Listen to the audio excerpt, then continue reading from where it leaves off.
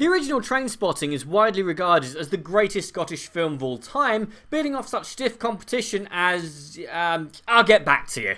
I mean, making a sequel decades after the original is tough enough, even if you do manage to put the original band back together. Sometimes something is so of its time that any attempt to recapture that magic leads to the celluloid equivalent of dad dancing, whilst corrupting the memory of that first film. And whilst Trainspotting 2 doesn't do that, it doesn't quite reach the heights of the original either. Set 20 years after the first film, Trainspotting 2 explores what happened to the main characters after the credits rolled the first time, and I strongly recommend that you watch the first before seeing this, not just because it's a classic in its own right, but so that you can follow what passes for the film's plot. Yeah, I was having a great time watching the film before I checked my watch and realised that I was an hour in and the plot hadn't turned up. I wasn't exactly expecting Shakespeare, but the film kept acting like something was about to happen, but then it never quite did. That I didn't notice for so long is due to the fact that the film is edited to within an inch of its life. The camera rarely stays still to allow us to focus, and then you have the flashbacks, voiceovers, a random singing interlude, images on screen a la Sherlock, constant switching between characters that you already know and introducing new ones. No wonder it's got a runtime of 117 minutes, and yet because it's following such a large cast,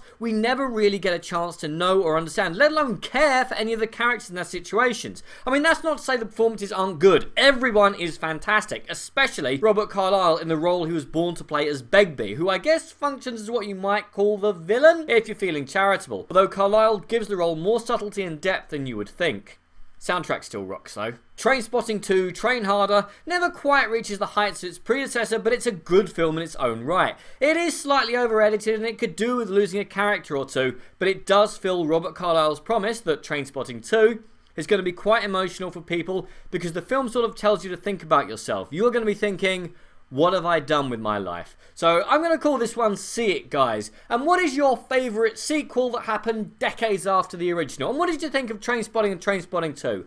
Comment below, let me know. I'm Daniel, this has been A Dunking. If you've enjoyed this video, please like, share and subscribe.